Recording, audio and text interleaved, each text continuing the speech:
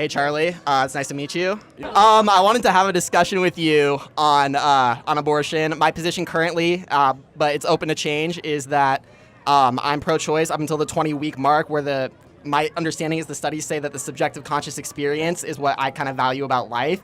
And so I kind of draw the line right there, and then abortion's passed then, I would be in favor of outlawing. Okay. What's your position on that? It's a reasonable question. Would you say we should stop abortions when brainwaves start? Yeah. Well, I mean, if brainwaves are an indication of the subjective conscious experience, then I'd say yes. Okay, so 6 weeks, not 20 weeks. If that's when the mark is, and the parts of the brain are communicating with each other to deploy the subjective conscious, I'm fine with 6 weeks. Okay, yeah. so are human beings more than brainwaves? Are they more than brainwaves? Are you more than just brainwaves? No.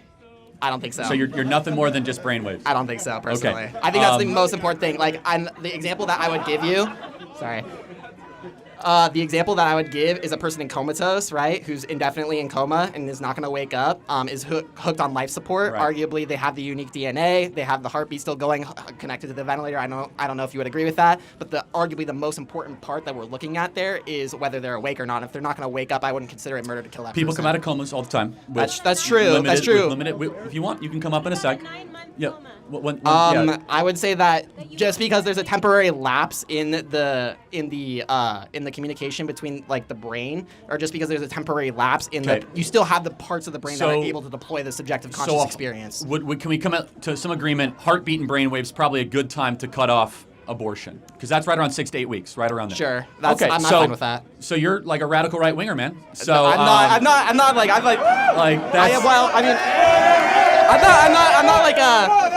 I don't want to be like, a hard time. You're coming here in good faith. It's fine. Yeah, sure. But at least you're looking at some sort of rational restriction, right? And sure, of course. Yeah. The radical left, like, they say no restrictions whatsoever. Just let the mother choose. Yeah, I don't agree with that. No. So. I'm not saying you do. But no. And it on its face, it doesn't make any sense, because if it's the mother's choice, always if the baby's completely viable, right, throughout the gestational period, even the third trimester, a third trimester baby at 28, 29, 30 weeks can survive outside of the womb. How is it any different than in the womb, right? Sure, and of course, a value of a baby does not change just because the size, level of development, environment, or degree of dependency that the baby has on the mother. Yeah, and so those of us that are pro-life, we articulate a position that is not always popular, but it's morally correct, which is that life begins at conception, which it begins when new DNA is formed, and you are not fully formed at that beginning, but that is when human life actually begins.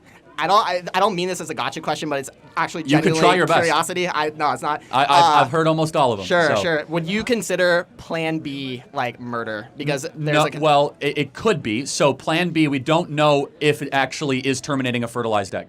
Okay. So because Plan B could be an abortifacient, but it is taken as a precautionary potential abortifacient, right? Sure. So there's a difference between what is an at-home abortion, which is now widespread, where someone knows that they are currently in a gestational 39, 40-week development of a human being, whereas Plan B is like, I had unprotected sex, I'm going to take this just in case, right? Okay. And essentially what Plan B does is it nuclear bombs all the eggs, right?